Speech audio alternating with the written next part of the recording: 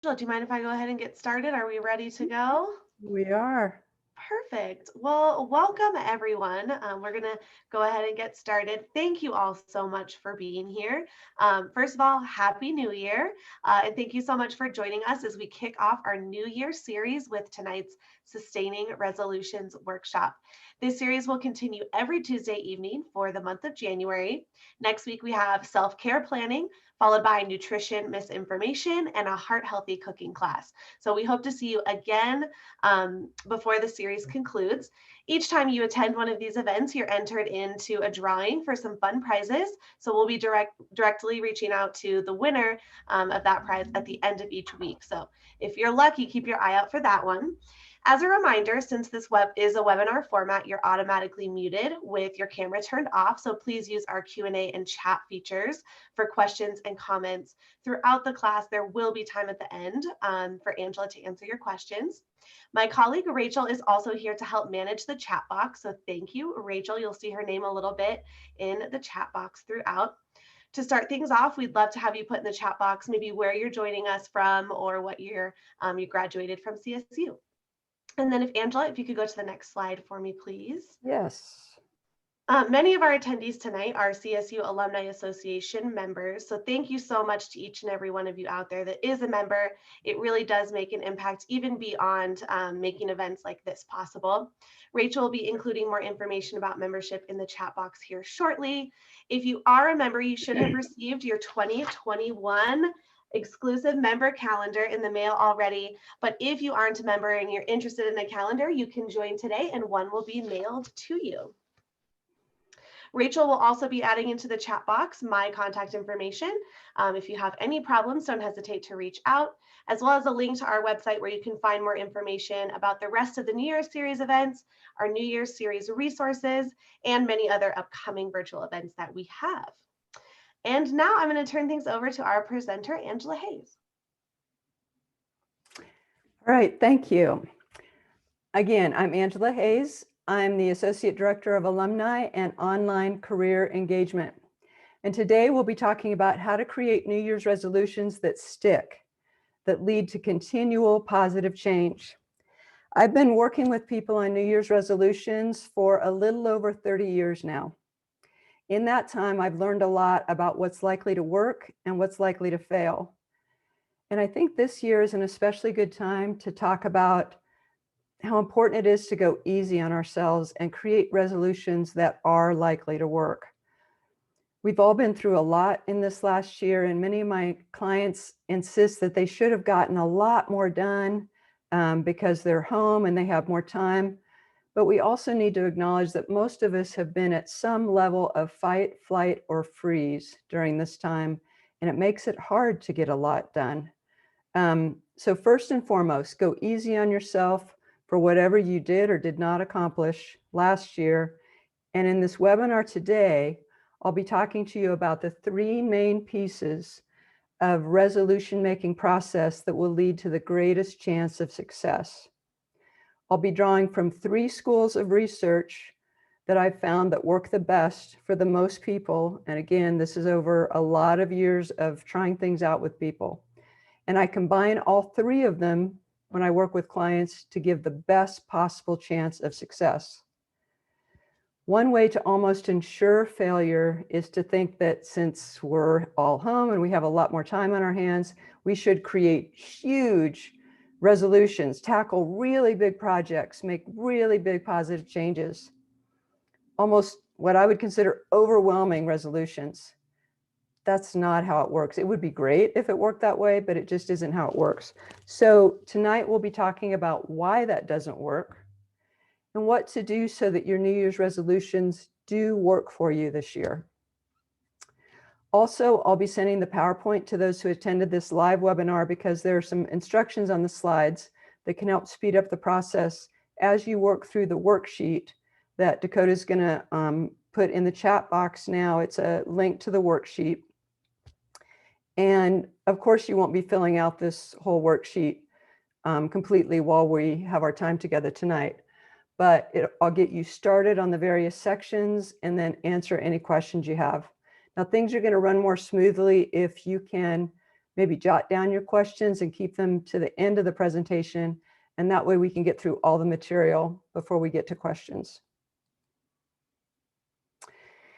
So we're going to use, as I said, 3 different main things. We're going to use the immunity to change work out of Harvard to begin to craft your resolution. We'll also talk about things that we do to work against ourselves.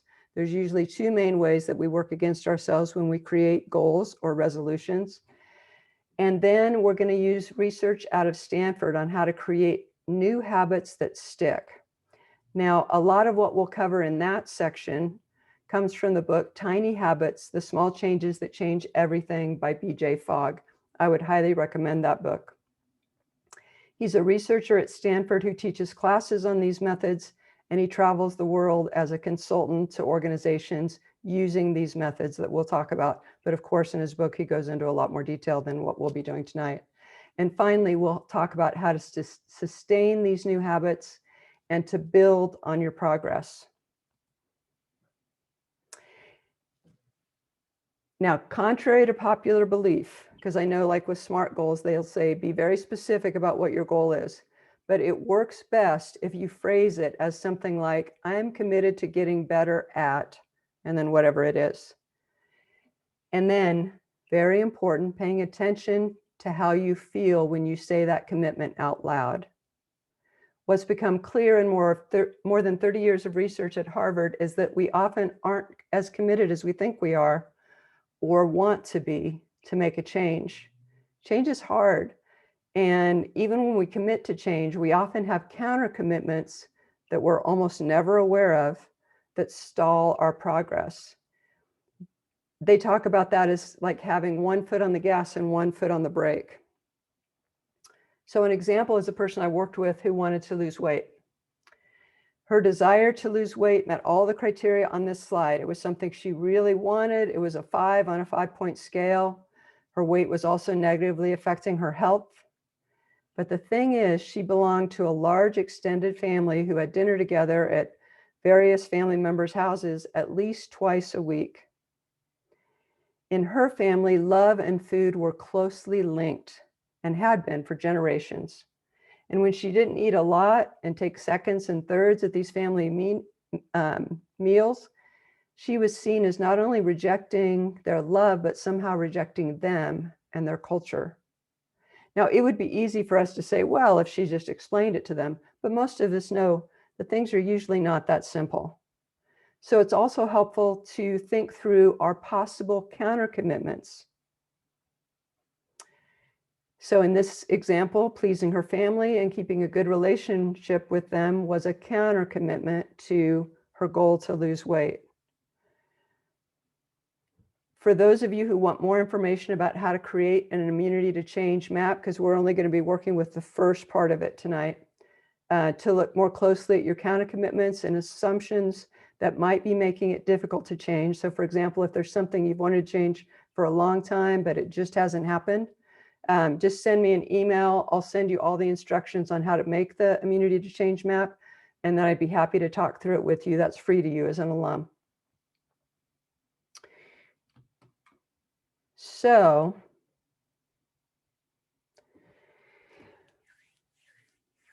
the way you do that first part of the immunity to change map is you have your resolution or your goal, and then you write down all the things that you're doing and not doing that work against your goal. So I'm going to be using resolution and goal interchangeably. So writing down all the things that you're doing and not doing that work against your goal. You will find this very illuminating. I do every time I've done, I don't know how many times I've done this process, but it's usually a pretty long list. So on this slide, you see examples of what a person who's committed to losing weight might be doing that works against their goal. So another way to look at it, if I was committed to losing weight, the things I'm doing that work against it might be, since I loved going to the movies in the theaters and I haven't been able to for months, I make a huge tub of popcorn with lots of butter when I watch movies at home to try to still make it a special experience. Or I tell myself that it's okay to stop weight training for a while, since it's so much easier to do at the gym with the weight machines. And at the beginning of the pandemic, I thought it would only be a little while before I could go safely back to the gym. And now 9 months later, I'm still not doing weight workouts, even though I have free weights somewhere in the basement. And somebody gave me a good quality elliptical several months ago, but I don't know how to program it. So I haven't touched it yet.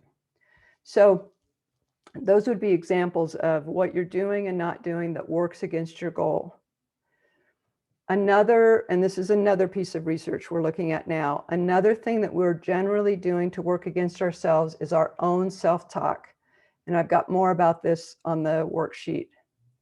It's so automatic that we're often not aware that we're doing it. As humans, we're wired to notice what's wrong. It's a big part of the reason we're still on the planet. If you imagine two cavemen looking out across the expanse, and one of the cavemen notices something go by in his peripheral vision, and the other caveman doesn't notice anything. That second caveman, he's probably not our ancestor. He probably got eaten or maybe killed by another caveman. We're wired to notice what's wrong, and that's who has survived. So we still have that wiring, even though we don't need it in the same way. And a lot of times it actually works against us. So we notice errors.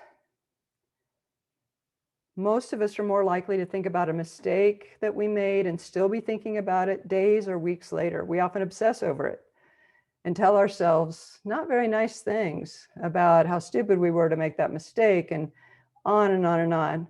Things that we wouldn't say to a friend, because if we did, we wouldn't have very many friends.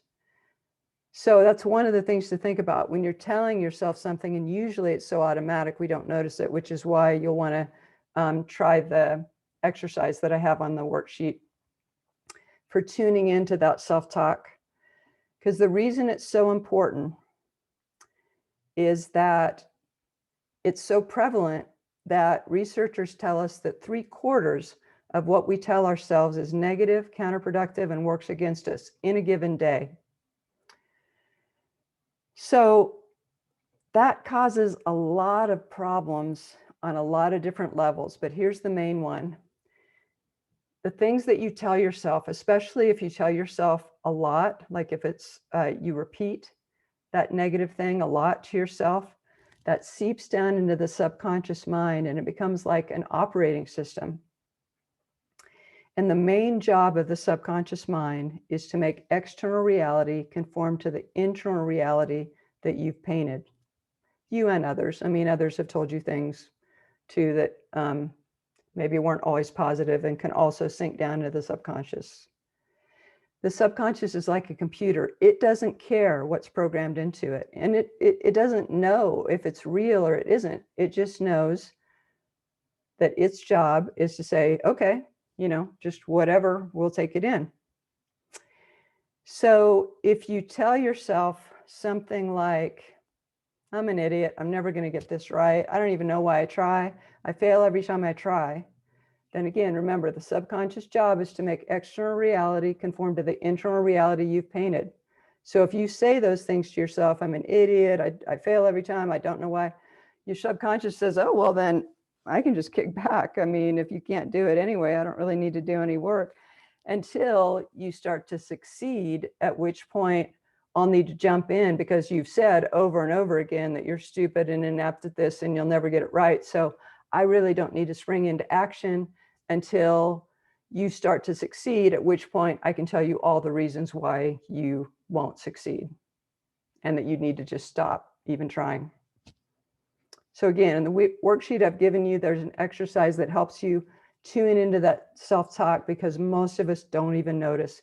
It's just so automatic, but it can make a huge difference in reaching your goals, to change that self-talk to positive. I've also got information in there about how to change your self-talk, because it's like reprogramming the subconscious. You would reprogram them with positive self-talk statements that are positive, present tense, and as if the change has already happened. Okay.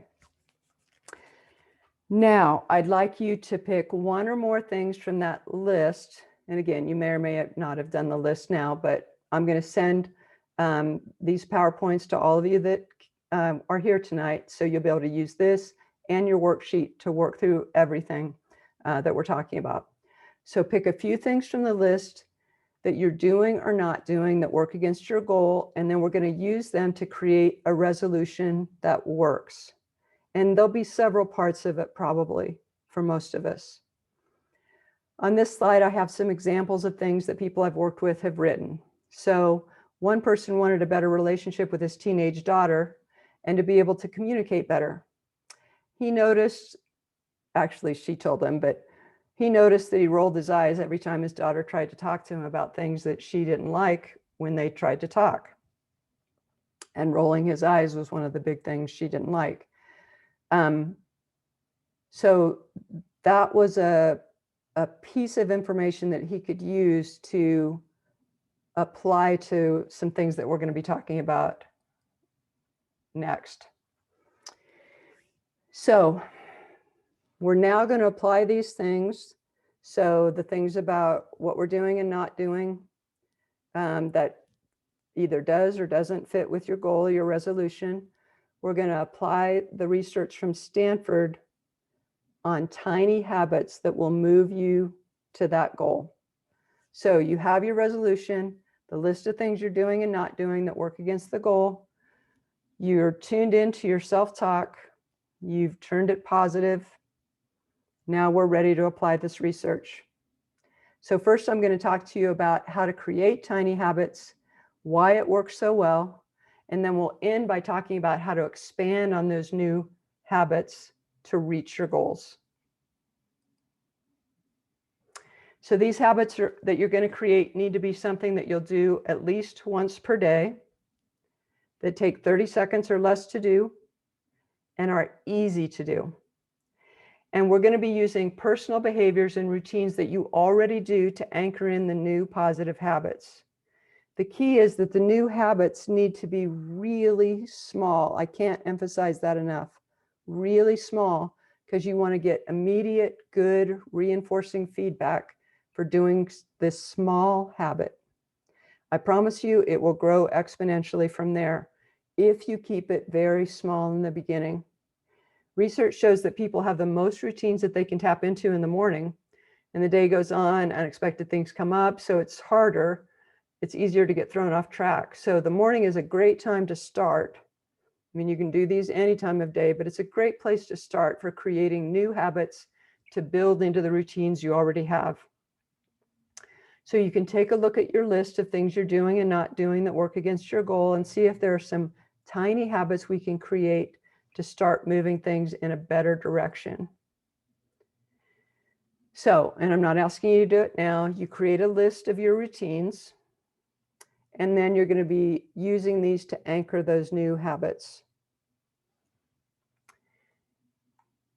It's especially helpful if whatever you attach to it has the same theme, like flossing one tooth, and yes, you heard me right, one tooth, right before or after brushing your teeth, or wiping down one counter after you fixed your breakfast and are just about to leave the kitchen. We'll talk more about that in a bit.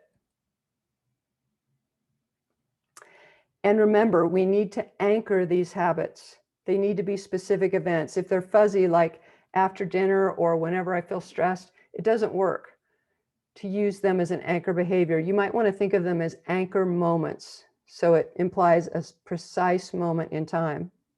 So look at your list, the things you've checked off, create a list of new habits you want to start. So let's say you want to start, and we'll go big. You want to start exercising regularly, eat healthy, start meditating, floss regularly, and get better sleep.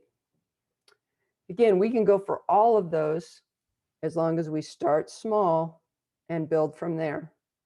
So start pairing these new habits with the best anchor for that particular habit you want to start. Take 3 things into account. Again, we already mentioned it, the physical location. Consider the location of the new habit and pick an anchor that you're already doing in that location. If you want the habit to be wiping down the countertops, have the anchor be something that you're already doing in the kitchen. If you need to switch locations, you're much less likely to carry out the behavior that you're going to do right after the anchor. So you wouldn't want it to be something like, after I load the dishwasher, I will clean the trash out of my car. Much less likely to happen. It's the most important aspect of pairing anchors and new habits. Being in the same physical location. That way you're already there, it's easy, and you can just get it done. Then match the frequency. Look at the existing routine and decide how often you want to do the new habit during the course of a day. If you want to do it once per day, then attach an anchor that happens once per day. If you want it to happen 4 times per day, then attach it to an anchor that happens 4 times per day. And then 3, again, we already mentioned, match the theme and the purpose. So after I water my jade plant in the morning, I will drink a full glass of water so that I nurture both the plant and myself. Can be one option. After I brush my teeth, I will sweep the garage. Doesn't match location, frequency, or theme. And if it's not working, just change it. Experiment till you find out what works. What anchor works with what new behavior. If something doesn't work, don't think of it as a failure. Think of it as a success in finding out what doesn't work. And then you can try something else that might be much more likely to work. So to summarize, when you've got your list of daily routines and you decided on some daily routine anchors, and you build your list of new habits you want to create, that list can be general, like exercise more, get better sleep, floss my teeth, that we talked about before, eat healthy food, because now you're going to make them really tiny to start. So they can sound like big things, but we start really tiny. A little bit later, we'll come back to, again, why that's so important.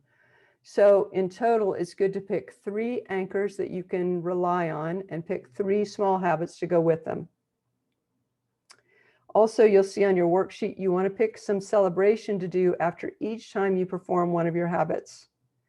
That could be giving yourself a fist bump. I just noticed before this started that I listed fist bump twice. That's the one I use the most, fist bump, and then the, explosion thing. It's just easy to do, and it just seems cool. And I wasn't in the generation that got to do that. So I get to do it for myself whenever I do one of these habits. You could also hum the Rocky theme song while you raise your arms over your head and jump around. You could just say inside, like if you're around other people, yeah, I got this. That will anchor the habit in much more quickly. I know it seems silly. I know it seems like you don't really need to do that part, but it's going to anchor it in much more quickly and firmly if you do that celebration, because it creates it creates brain chemistry that feels good, that makes you want to do that behavior again. It's reinforcing. If you want to anchor it in even more quickly, do the whole process of performing the habit and celebrating connected to that anchor over and over and over again during those first few days. You'll get closer to your resolution much more quickly if you do that. Again, I know it sounds silly, but it works. So just here's some examples. And why you want to start tiny. In creating new habits, motivation can be our friend or not, depending on how much motivation or lack of motivation we feel at any given time. At this point in my life, I have probably heard thousands of people tell me that this is it. They've decided they're going to do it. They're going to lose 40 pounds. They're going to run a marathon in 4 months, even though they've never run a block before.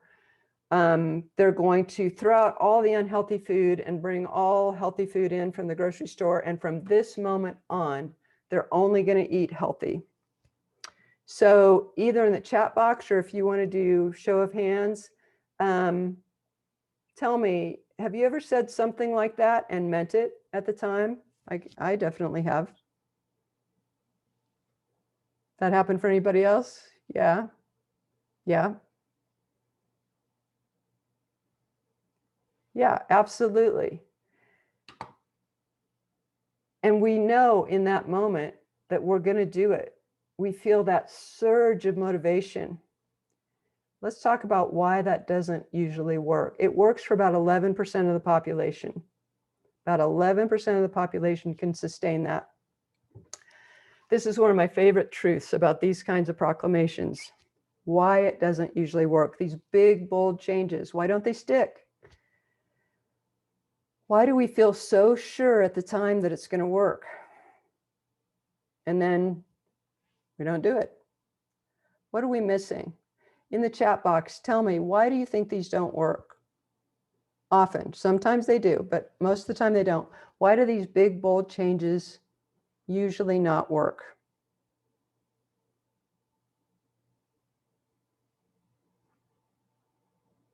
Overwhelming, yes, absolutely.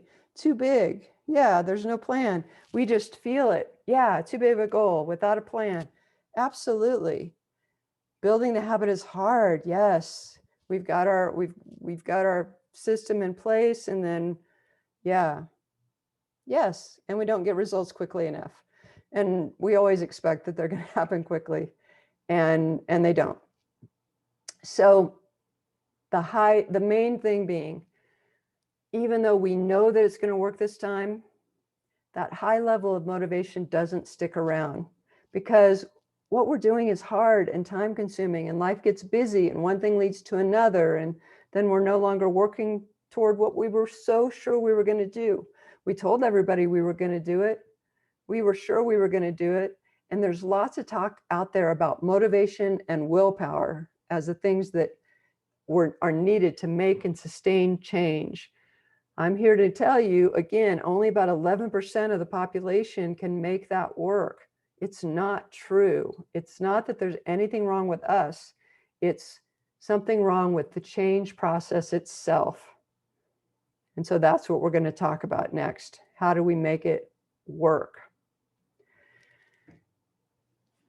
This is the key to why starting tiny habits small, okay, tiny and small are the same thing, but why it works so well to start really small. Because here are the three things that are most important and need to happen at the same time for a new behavior to occur if we want to turn it into a habit. Motivation, we've already talked about, ability, and a prompt.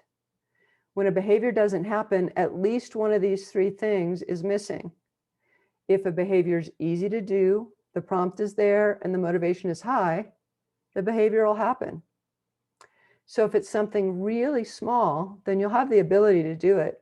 If you attach it to something you're already doing in your routine, that serves as the prompt. And if it's really small and you know that you'll feel good about it and can celebrate it, then you're likely to have the motivation to do it as well. If you've picked the right tiny habit, you'll eventually scale them up, which we'll address in a bit. And when something doesn't work, you can stop blaming it on things like character or self-discipline, because that isn't it. It's only one piece. All things being equal, if you're highly motivated to do a behavior, you're more likely to do it. If a behavior is easy, you're more likely to do it. If you're prompted to do an easy behavior, you're more likely to do it. And you might need to change the tool to make the habit easier. For example, when I was trying to remember to floss every night, and I had the floss sitting right next to my toothbrush, and I was even going to try the tiny habits of, okay, I'll just try, a couple of teeth at a time, which seemed ridiculous to me. And I ended up, trying to do all of them. I usually couldn't get myself to do it because it just getting all of that floss out and wrapping it around my fingers and trying to get in all these weird positions, and then invariably it would break, and then I'd have to get more floss to try to get the broken floss out. And it was just uncomfortable, and I avoided doing it. So I tried to think of what would make it easier. And I remembered seeing those little things called flossers that are like, they just have a little piece of floss between like a U-shaped plastic thing with a little handle. And they're so easy. They're super easy. And I keep a little container of them next to my toothbrush, and I floss every single day. This is after decades of having discussions with my dentist about why I wasn't flossing and vowing that I would start that very day that he talked to me about it. So in summary, for a new habit to stick, you need to have high motivation, it needs to be easy to do, and you need to have a prompt to do it. So I'm not going to go through all of these with you because, again, I'm going to be sending this to you, but these are questions you can ask yourself to work on making the behavior, so the habit you want to create, easier to do. Making the behavior easier to do makes it take root and grow, and it also keeps your momentum going even when things get tough. There'll be days when your motivation drops, and when it does, go back to doing the tiniest of the habit you created. That'll keep the habit going, and it allows you to avoid feeling bad because you're still doing the habit. So you might be back to flossing one tooth again for a few days. And that's fine. And then you can build up from there. Just try not to let go of the habit completely, although we'll talk about a few times when you might later on. Okay, so the question becomes, when do I scale up? So if I'm flossing one tooth, or I'm doing one push-up or whatever, when do I scale up? For example, several months ago, I started doing 2 kitchen counter push-ups each time I went to the kitchen to get another glass of water or tea, because I was recovering from rotator cuff surgery, and it was part of the physical therapy that I was supposed to do. After a couple of weeks, I scaled up to 10 every time I went out there, and then 20. And I don't need to scale up any further than that because that leads to at least 100 per day. So when it comes to scaling up, there are 2 general categories: habits that grow and habits that multiply. The essence of habits is the same, but you do more of them. So the habits expand. Or it's the success in one area of habits, it multiplies into other related areas. A big part of this is that success breeds success. And it's the frequency of your successes, not the size of them, that makes the most difference. So you're shooting for a bunch of tiny habit successes rather than one big one that takes a long time if you want to progress more quickly. It's also important to note that the first time someone tries a new behavior is a critical moment in terms of habit formation. If you do something big and things don't go well, from your perspective, and you feel like a failure, you're much less likely to want to repeat that behavior in the future. So you craft your behaviors by selecting and adjusting the habits you want in your life. And it also helps to do what interests you. Some people like to work on a lot of little easy habits. Others like to tackle things that are a little bit more challenging and less of them. Even if you go bigger, it's best to first break them down into really small habits that you can succeed in right away, and then build from there. Most people who use this process pick 3 small habits, and then they add 3 more each month.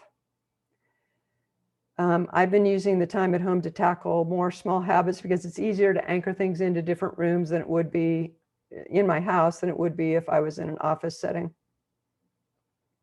You might also use a variety of habits to learn quickly what works best for you. You might have an exercise habit, a food-related habit, and a productivity habit, for example. Be flexible as you progress. Things that seemed important a couple of months ago might not be at all to you now, or you might have already mastered it. Be ready to try new things. That's the other reason that tiny habits can be so important. You're very unlikely to fail, and you build your skills for that habit over time. Feeling successful leads to more new behaviors with more successes and so on. So when you succeed at something, your overall level of motivation goes up and you try harder behaviors because you feel confident that you can handle them. So this is an example of the growth of a tiny habit. This is how you build on the success that keeps you moving forward. What most of us do is something bigger and more drastic. We decide that tomorrow is the day that we'll begin eating healthy and exercising.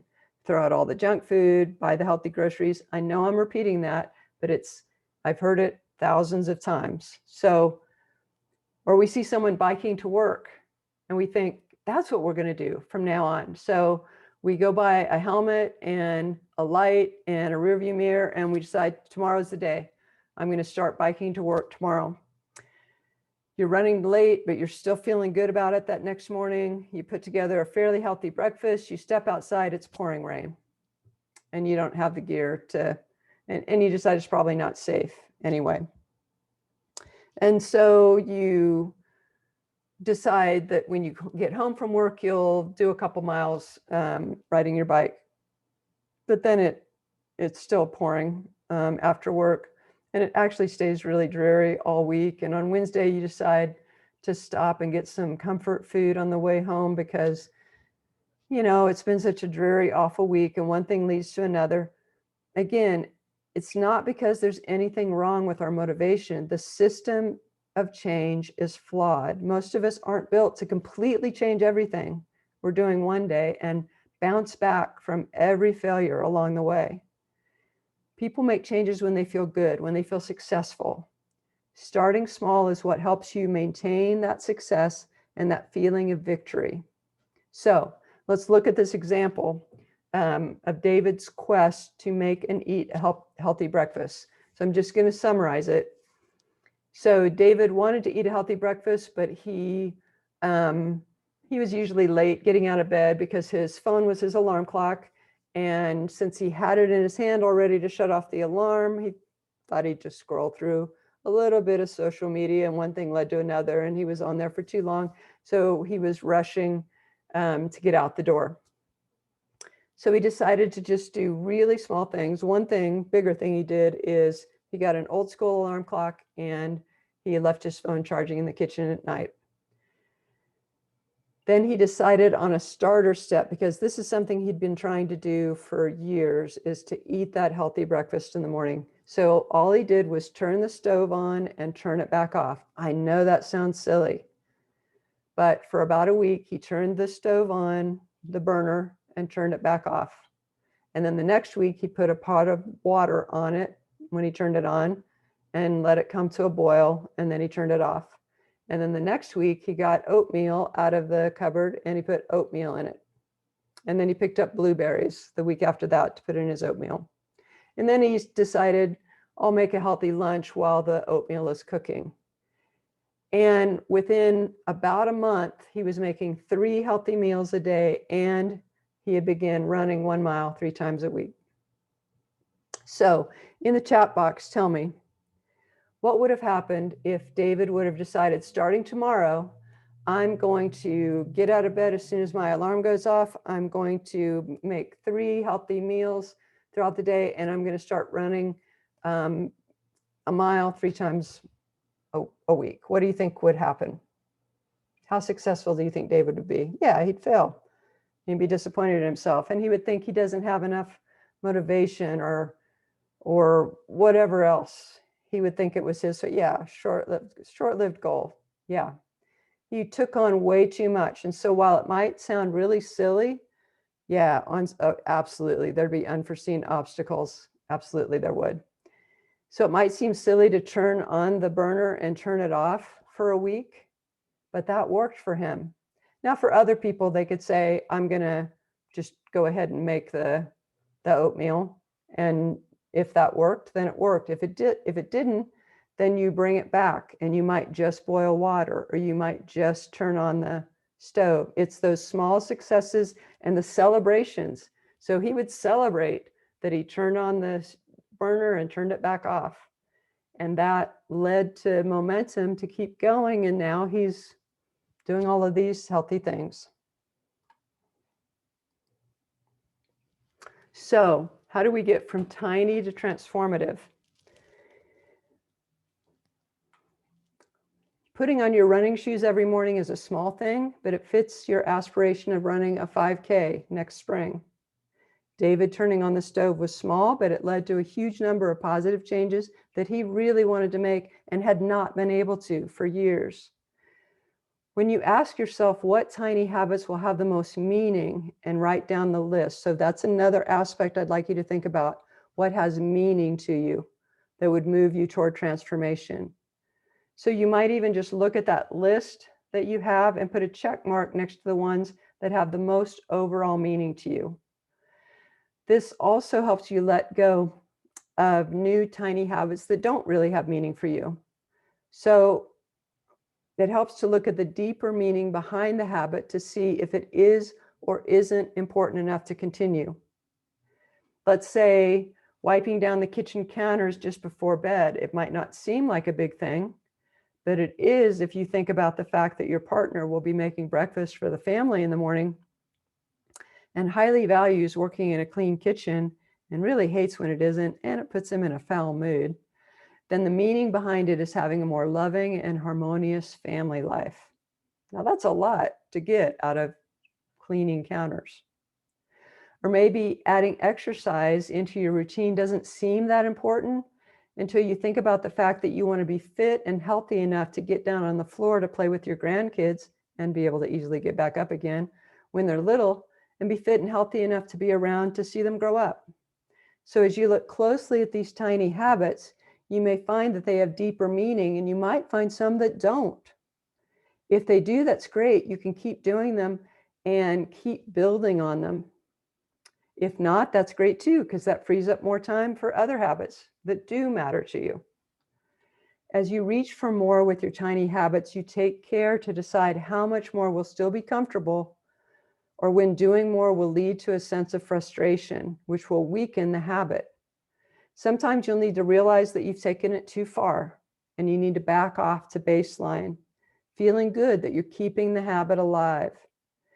If you reach for what seems to be too much, celebrate extra hard to keep the habit strong. Otherwise, frustration can weaken the habit and make you drop it entirely. If you're feeling like avoiding the habit altogether, you know that you've pushed too hard, too fast. Or if you're becoming bored with the habit, it's probably time to ramp it up. The problem could be needing to make the habit easier to do, like we talked about before. So if you want to eat fresh vegetables when you get home from work, maybe you need to wash and cut them up the night before and put them in the refrigerator.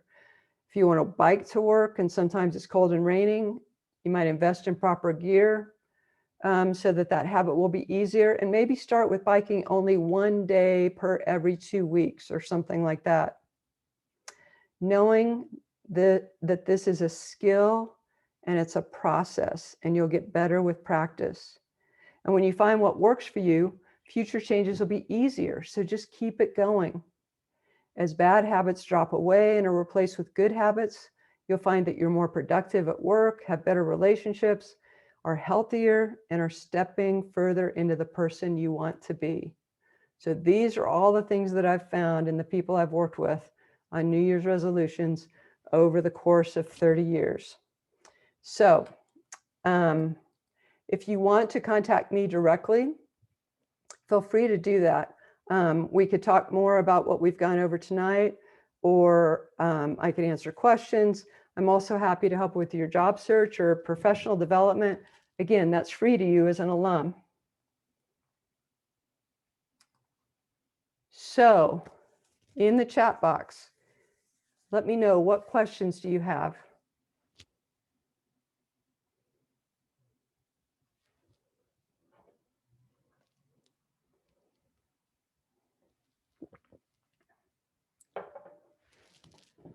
Okay, nothing from Jane. All right.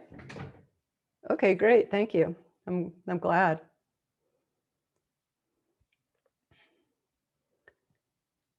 How can we diminish bad habits? It's using the same principles. Usually, and please, Rachel and Dakota, pay attention if I'm missing anything that goes on while I'm answering this. So to diminish bad habits, you'll want to look at the formula where instead of making it easier to do, we make it harder to do. That's one aspect. So let's say that that I've gotten into the habit, and thankfully I haven't, but I've thought about it a lot, that let's say I've gotten into the habit of having ice cream in the house and eating a big bowl of it when I watch TV at night. Making it harder to do would be not having it in the house. So if I want a bowl of ice cream, I need to put on my shoes, put on my coat, start the car. It's cold in the car right now. Drive to the supermarket, decide whether or not is it really worth possibly getting COVID to go in and get ice cream and break, making it harder is one definite way that helps. Another one is deciding what positive habit you want to replace it with.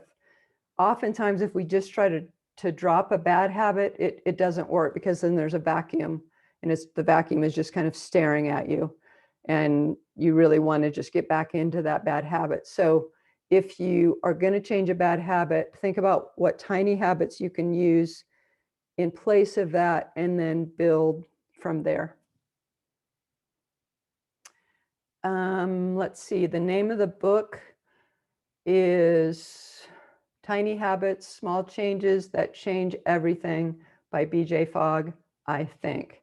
If that's not it, it's very close to that. And if it's not, send me an email and I'll send you a direct link to it.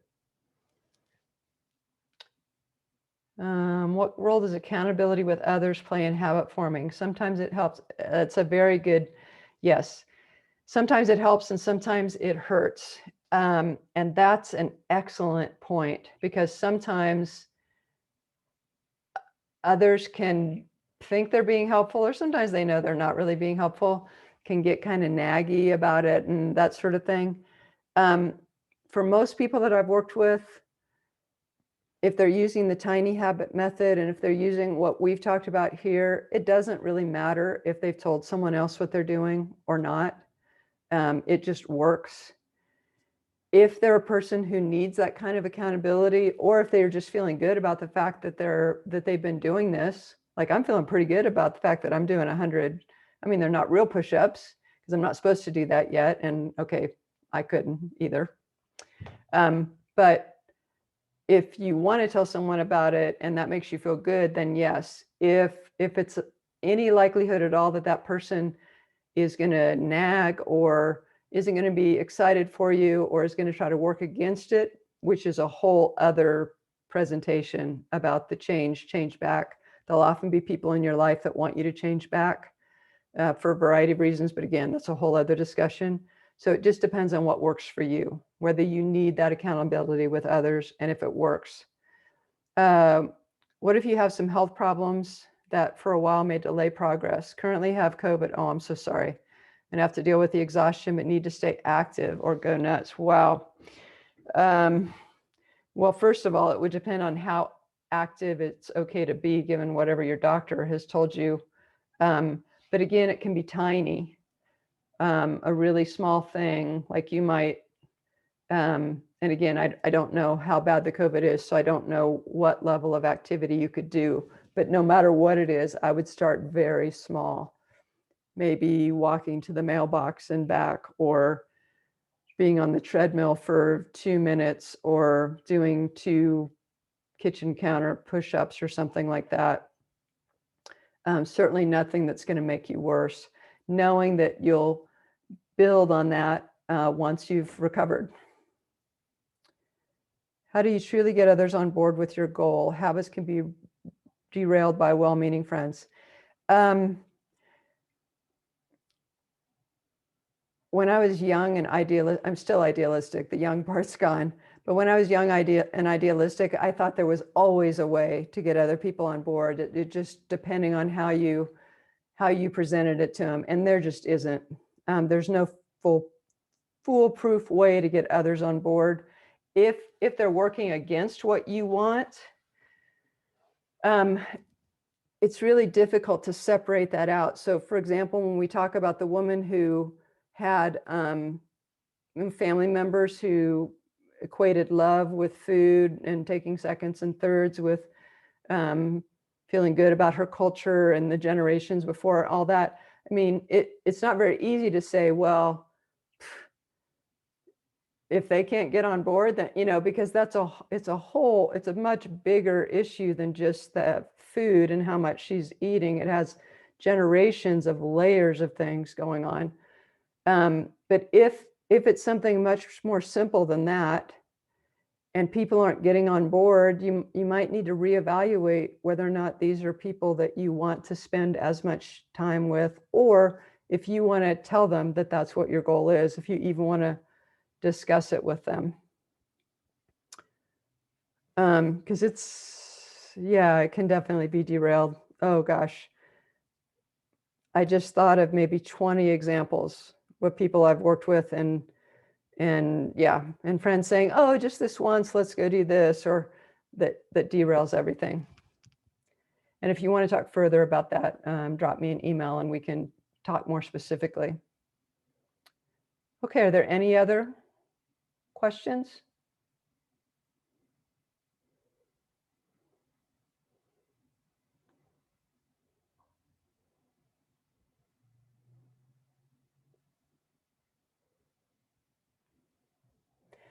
All right, well, thank you so much. Oh, on days off, I have a few anchors.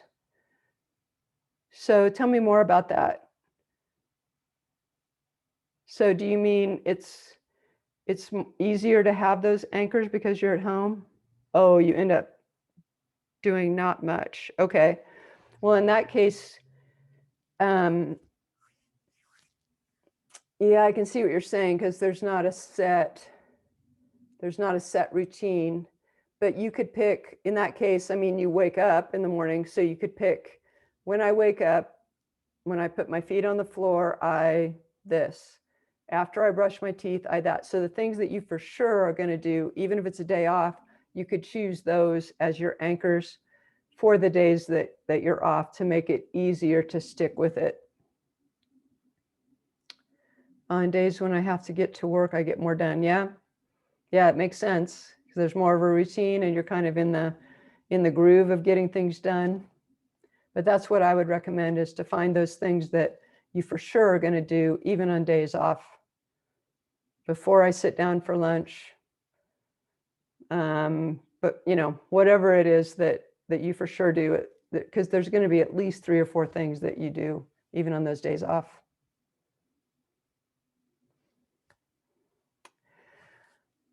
All right, well, thank you so much for joining us tonight for this. As you can probably tell, I love talking about this topic, and I would be happy to have any of you reach out to me and we can talk about it further or talk about your specific situation.